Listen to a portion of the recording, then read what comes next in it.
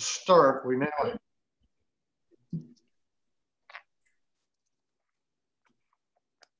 I couldn't get in right away for some strange reason. I tried everything. I clicked on that message you said I was sent, but then I had to enter my password and a whole bunch of. I never had to do that before, but I finally got in. Yeah, I had to do a two-step as well this time. It was a makeshift screen, and then it said rejoin, and then I saw the now I'm seeing what I see now. So, yeah, 2 steps. All right, Jerry. I'll be asking you for a password, but you are coming in a little bit differently, and you have to put your email and name in. But you're ready to get started. Thank you. This meeting is being held pursuant to and in compliance with Ordinance 20A-16, an ordinance to ensure the continuity of government during the COVID-19 disaster. Opportunities for public access to this meeting are posted on the county's website at the county calendar. The public has real-time audio-visual access to this meeting over Zoom and real-time audio access over telephone, both as provided in the lawfully posted meeting notice. Please note that this online meeting is a public record and is subject to disclosure under the Freedom of Information Act. The chat function has been turned off for this meeting. Everyone who is participating today, please remember it is good practice to mute your microphone until it is your turn to speak. With that said, I now call this meeting of the Albemarle County Historic Preservation meeting to order. We do have a quorum, and the first item is the approval of minutes for April. Are there any changes to those minutes? If not, I'll accept a motion for approval.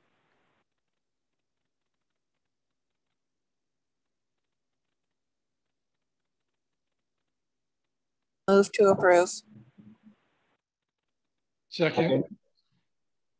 Thank you. It's been moved and seconded that we approve the minutes of April 2021. All those in favor, raise your hand. I wasn't in the meeting. Opposed? Thank you. Those minutes are approved. We will have to be out of here by 6 o'clock tonight, so we have a lot to get through. The first item is Margaret, who's going to discuss regular meeting time for all subcommittee work. Margaret? Thanks, Jared. So over the past several weeks, the Markers Subcommittee has tried to meet under the county's subcommittee pilot program, but we have not been able to meet all the requirements of that program. So the committee's been struggling to get some of that work done. That's important work. So I would like to recommend that a portion of the full committee's regular monthly meeting time be used for subcommittee work when that subcommittee has work to be done. That just open it up for discussion to see what members might think of that suggestion. I think it's probably a good idea, and I don't see any easy alternative to it at the moment. How do others feel? Personally, I think it would be great. It works fine for me. It with it. Gives an opportunity for a great deal more input than just 4 members of the subcommittee. Other remarks? As far as the demo committee is concerned, I mean, I'm guessing the answer to this question, but is there any way to get any kind of waiver on that 1 person requirement? I mean, it seems to me like it's a safety issue as much as anything. Yeah, you're not required to have 1 person do the documentation. It's just if you have more than 1 person, then we need to follow the FOIA requirements, and that's basically posting the time that you're going to be out there and doing it within the amount of time that it needs to be posted. So it's just you can't decide one day that you're going to go out tomorrow. You need that. There's the 3 or 4 day okay. To get so it. It's not a big deal to go through the process. It just need to allow time to do it. You need time to do it, and it's just it's just the steps in the process have to be followed, and it takes some time. Okay. Well, it's going to, the problem is, you know, we have to set this up with someone to go out there, okay? We need two of us to go out, usually, to measure and do all that. That doesn't always work so well because the person you're trying to get us together for a time, to get that person together for a time, it just seems like a bureaucratic mess, okay? That's all I can say. It's a bureaucratic mess. I realize that it's what we've got to do, but I'm just saying, somebody ought to say something about it. I mean, that is just ridiculous as far as I'm concerned, okay? I just think it's ridiculous. I would guess. I mean, it's a bureaucratic thing. I realize that we got to do it, but people have got to understand that there are certain problems with their system, and somebody needs to be notified that that's a problem. The FOIA requirements are not generated by the county. I understand that. I fully understand that, but I think the county, I think, needs to be notified, though, that the bigger county group, whoever that is, should be notified that that's a problem, and somebody ought to say something to the higher up beyond them. Then, I mean, it's a federal requirement, so I don't think we have a great deal of opportunity to move this along in any other way. I agree, and I think we all understand the difficulty here, but given that we have to follow these FOIA requirements, I don't see any way around it.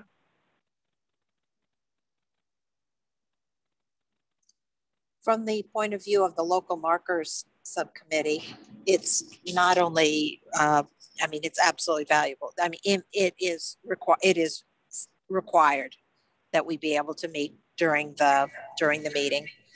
Yes. It just doesn't work at all to do the webinar and to do all the pre-work that has to happen. It's absolutely mandatory that we allow the time during the board meeting. My only question is, how do we work it when several subcommittees are meeting? Do you have breakout rooms, and is that how we would handle it on Zoom? I don't know. We don't really have subcommittees that would need to be meeting simultaneously for that type of work. And I'm hoping that we'll be back to in-person meetings before that issue needs to be resolved. Got it. Yeah, I think that's true. It is difficult to arrange to have more than one subcommittee meeting under these circumstances, but there are some subcommittees that don't meet all the time anyway, and hopefully we can work it out so that if there needs to be more than one subcommittee meeting at a time, we can schedule that in for a regular meeting and allow time limits to take care of it, hopefully. Great. Good. All right, is there any other discussion on this topic? Margaret, would you like us to take a vote on doing this way? I think what we need to know is, I'm guessing you want to do the subcommittee work at the end of the meeting. Will that work best for everyone? That way, if that would probably work best, yeah. And so, and how much time do we want to reserve for the subcommittee work?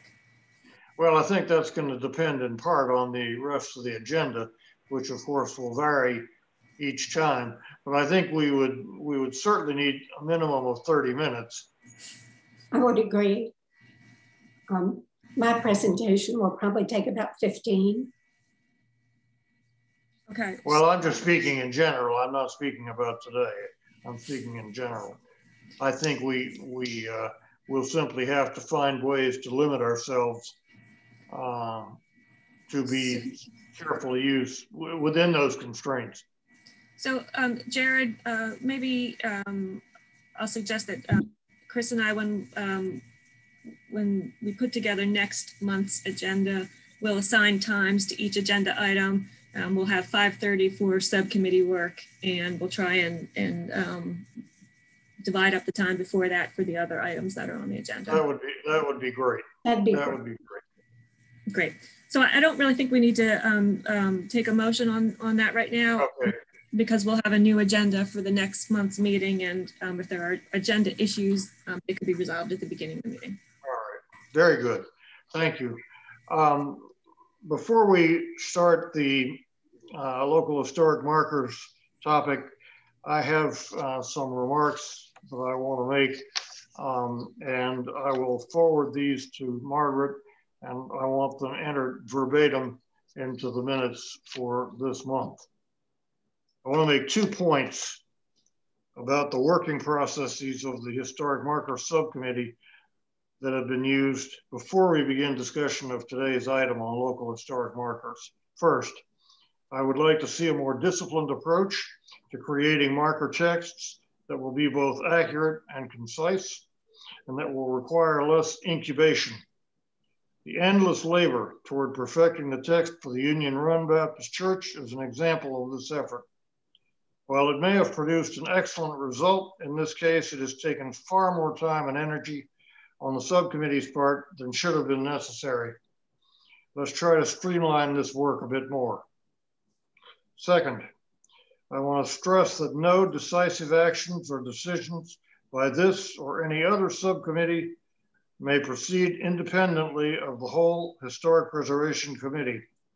It is very important that all subcommittees and their individual members understand that they may not act externally in any way without direct approval by the entire committee and related county staff.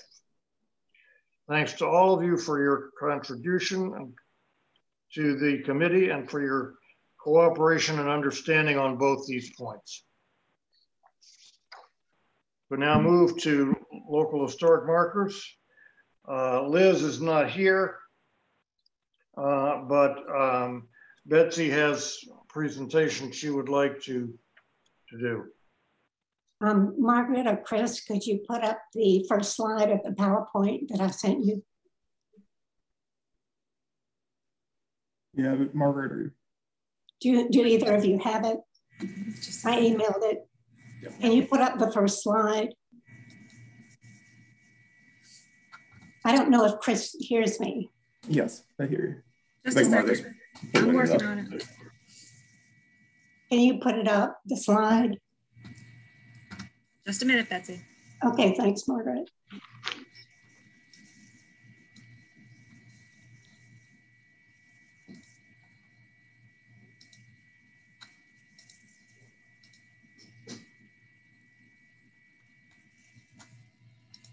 Are you able to see the slide? Yes, perfect. What a great slide. Thank you. You know, Jared, I couldn't agree more.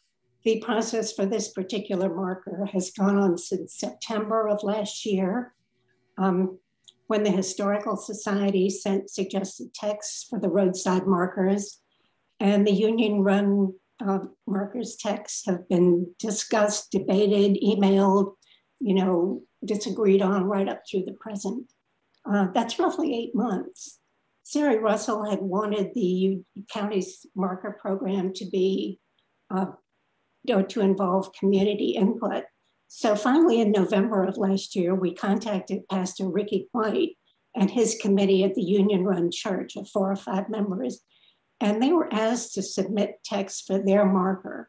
We sent them samples and we told them that these could be reworded, rearranged, any way they wished, or they could simply draft something entirely new. So in December of 2020, they made a submission, which I believe I presented to you all in March.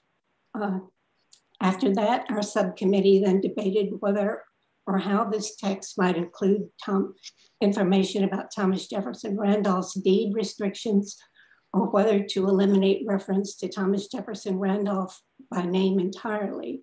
This went on for several more months with no agreement. Finally, in April at the subcommittee meeting, Diane and I were assigned to contact Pastor White once more and offer the church committee the opportunity to change any wording or add anything to the text they wish.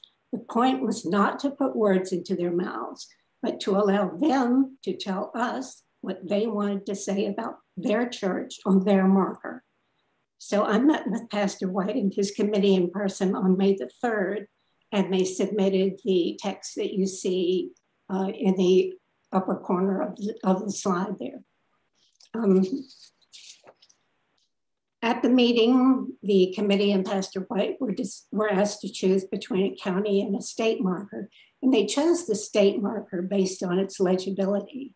I explained that a DHR committee in Richmond would review their text and make suggested changes if they thought any were necessary. These would be discussed with them and with the Historic Preservation Committee once everybody had agreed on the text. Then it would be sent to the Virginia Board of Historic Resources for approval. As it turned out, Reverend Robert Hughes, whose picture you see there superimposed on the picture of the church's founding pastor, will have his 200th birthday on August the 5th of this year. So I contacted Jennifer Liu at DHR to ask if a marker could be ready by that date. Jennifer urged me to submit the text ASAP since there were only 2 places left for proposals at the June marker editorial committee meeting, and she advised me that her committee considers June submissions in December. So I prepared the DHR application and organized the required supporting material so that it would be ready to go for the June 1st meeting. However, on Friday, Jennifer informed me that she has received more applications than she can consider in June. She says to me, unfortunately, we've already received more than the 11 applications we can accommodate for the June 1 deadline, but please send your application ASAP when it is ready, and it will be near the head of the line for our September 1 deadline for consideration at the December board meeting.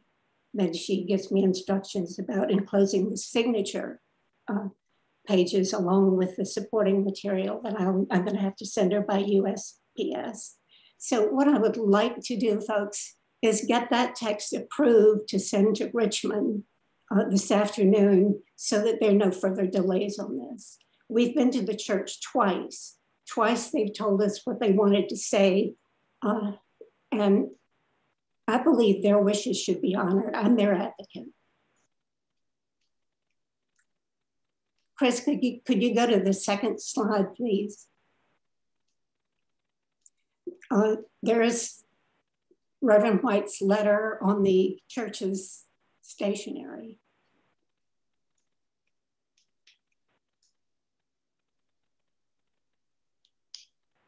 And then, Chris, could you go to the third slide, please? That shows Reverend White where he would like the marker located. He was quite enthusiastic about this. And,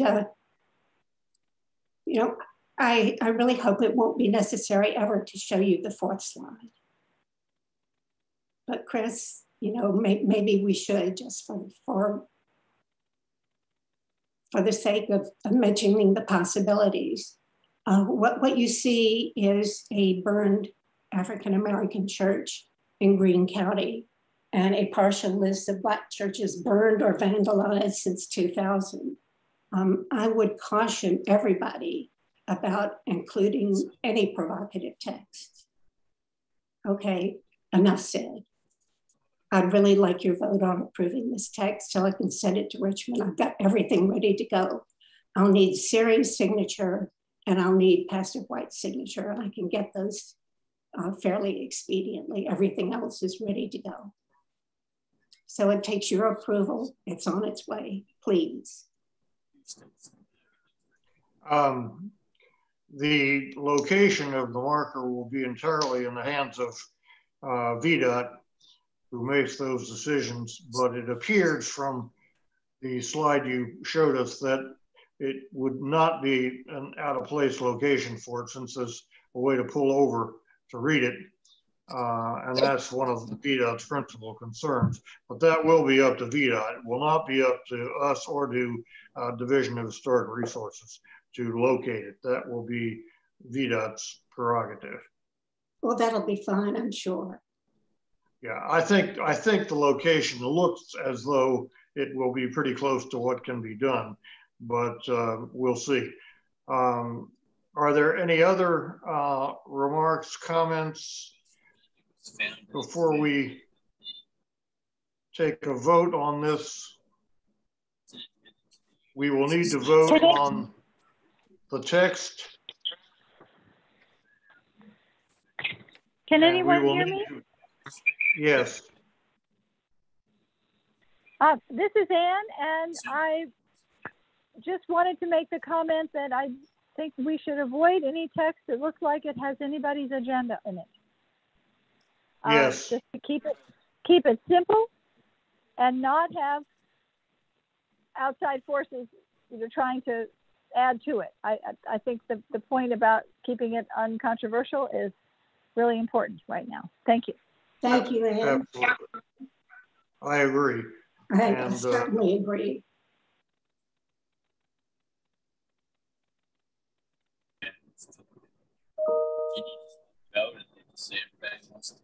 This does not appear to be a controversial text. No, Jared, there were several very controversial suggestions made to me, which I forwarded to Margaret.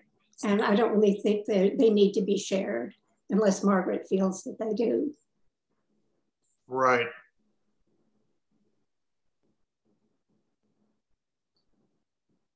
Margaret isn't speaking up, so I think she feels the way I do. It's non-controversial. Let's send it to Richmond. Richmond will tell us what they have to say about it. And hopefully come early 2022, we'll see a beautiful state historic marker go up in front of that church. May I make a motion that we vote on this copy here? And yes, you may. If you let me, I'd second it.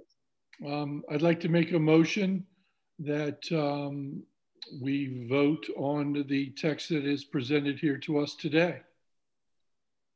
That we vote its approval. Yes, that we vote for its approval for the sign designated. Very good. And Betsy has seconded that. Is there further discussion? I want to make sure that it's understood that Margaret will be responsible for forwarding all of this to the Division of Historic Resources, Department of Historic Resources. I want to state that as a descendant of that church, Union Baptist Church, I'm just happy to see that they were able to have their voices heard. I will say no more than in that community engagement, however long it took, they were heard and they had input and they were involved in it rather than it being committee centric. That's all I have to say about it. Thank you. Other comments? Margaret, before we vote, you will presumably take care of all the paperwork and getting it to Richmond. I will work with Betsy and Siri to get the paperwork to Richmond. Margaret, I'll bring you all of the supporting materials that I have. It required some photocopying and a little expense on my part, but you know, it's well worth it. I'd love to see this thing get done. Betsy, I'll follow up with you tomorrow, okay? Margaret, perfect. Thank you so much. Mm-hmm. Thank you. Very well. We can now vote. All in favor of the approval of an historic marker for the Union Run Baptist Church with the wording as shown on the screen.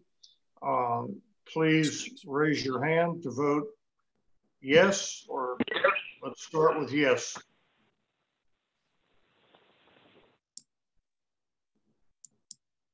Diane, raise your hand. Is there any opposition? Thank you. The marker text has been approved and the county will send it to the Department of Historic Resources very quickly. And I'm glad we were able to get this accomplished. Thank you. Folks, I'm thrilled. Thank you so much. Thank you, Betsy, for your work. The Demolition and Documentation Subcommittee, we have a demo report. I assume everybody has looked at that.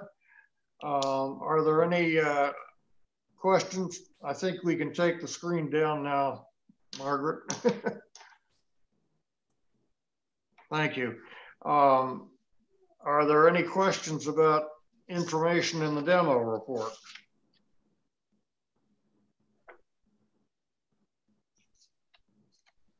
All right. I'm assuming then we can accept that. And I want to go back, since we've got a little bit of time here, I want to go back and look at what we have coming up for marker checks for several other markers that will be getting looked at. We have received from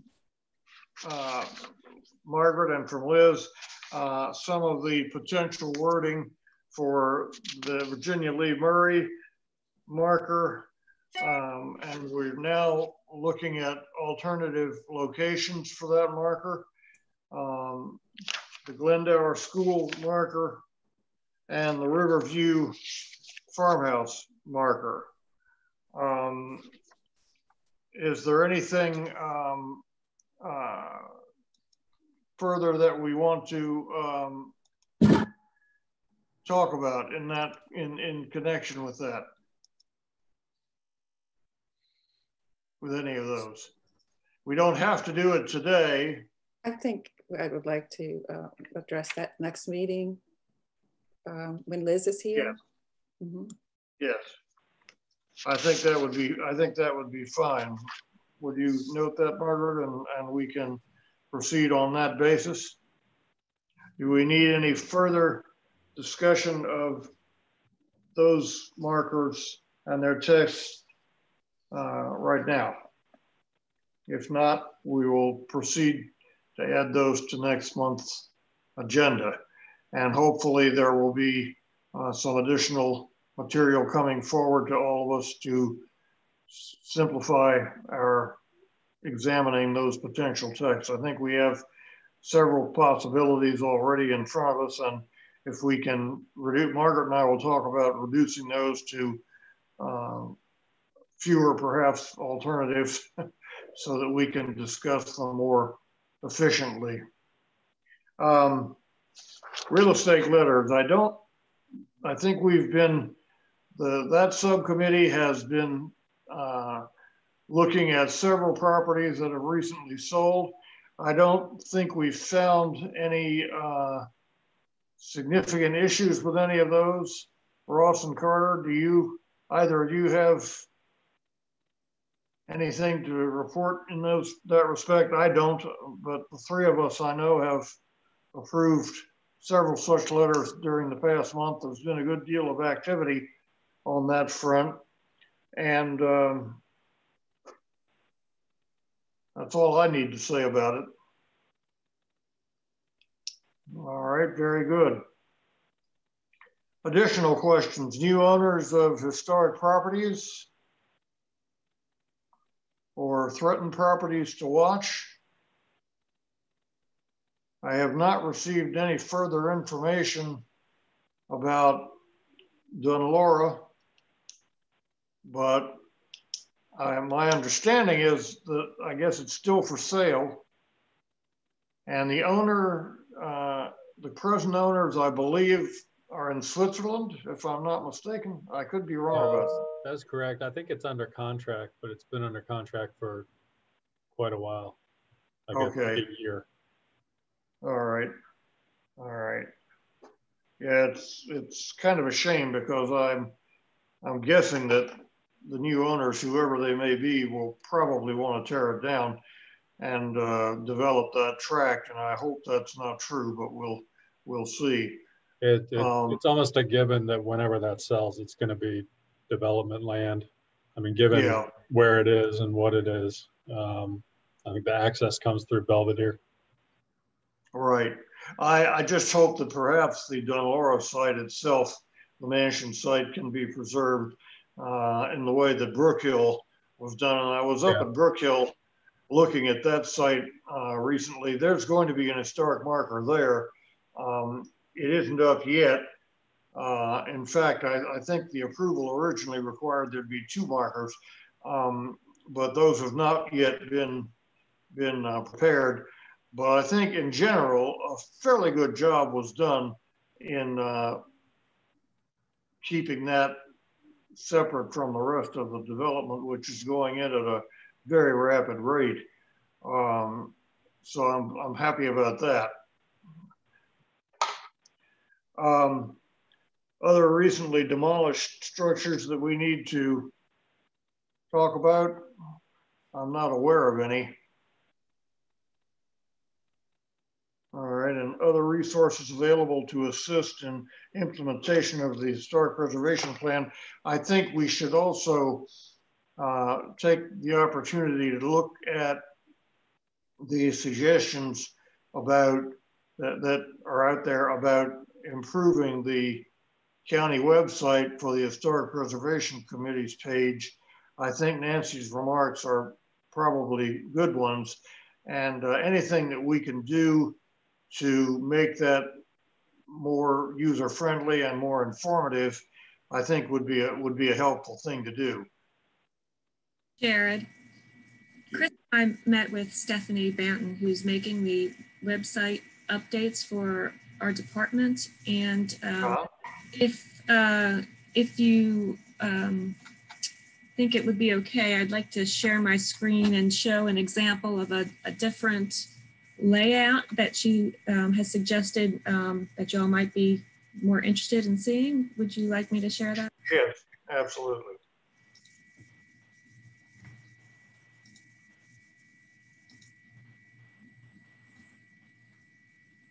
Are you able to see the screen that says Geographic Data Services?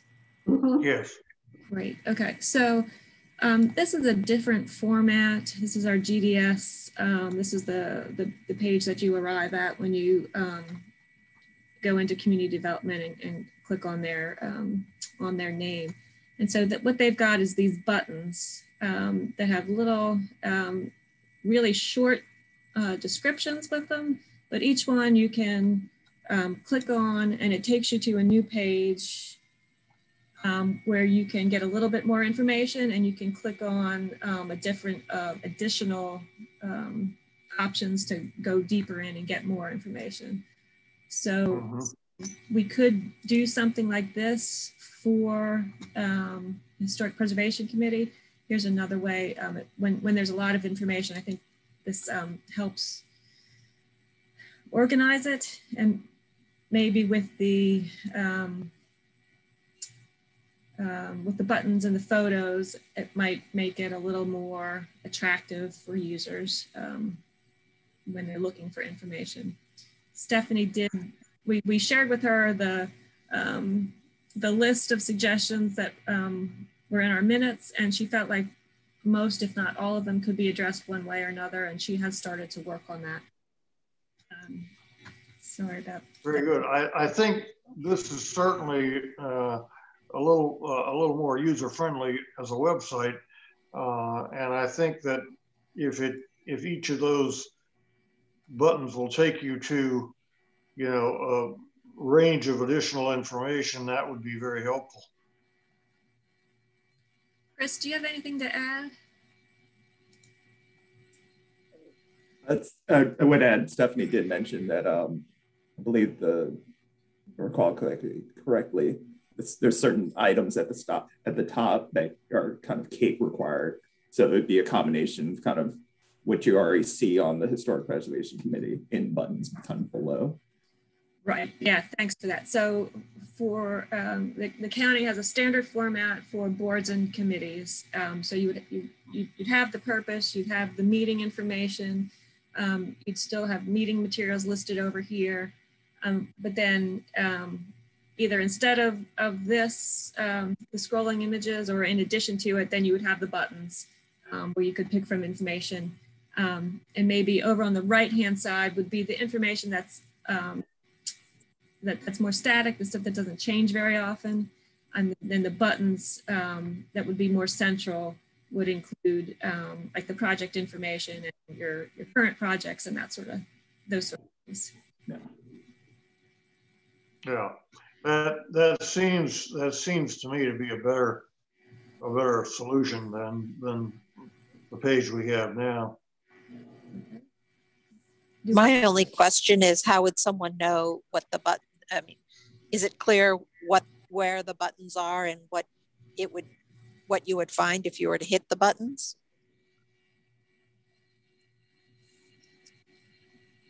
You know, is it just five buttons and you have to just take a chance and hit the button and see what it brings up? Well, I mean, the buttons have names associated with it and little descriptions, right? So we would be going through the different categories of information. Like maybe this would be projects, right? And you have a little description there. And then when you click on it, then you would, you'd be able to pick from the different projects. This would be right. Both pages open so I can describe it better. But each one of these would be a committee project that you could click on and go to that information. So, right. But is it clear what which project each button refers to? Or right now what I'm seeing on the screen, Margaret, are just the 5 buttons, but it doesn't say anything about what the buttons mean. Right. But maybe I'm not seeing the right thing, the full. I'm just seeing a corner of the upper left corner of the page. You're not seeing what I'm clicking on what I'm hovering on right now says GIS web viewer, search for property information and print out maps using our interactive map viewer. You don't see that? Let's see. I'm not, but that might be the limitations of an iPhone here. Yeah. Is anybody seeing the GIS web viewer button? Yes. Okay. Yes. All right. Sorry, Nancy. I think it may be, Nancy, that you're working the size, the screen size. Yeah. I get it. Yeah. Yep. Yeah. Sorry. So I think this could work. Obviously, we've got more work to do, so we can figure out which, how many buttons there need to be and how the information should be organized. But Nancy, I encourage you when you get to a bigger screen to check out the geographic information system and mapping button and see what you think. Good.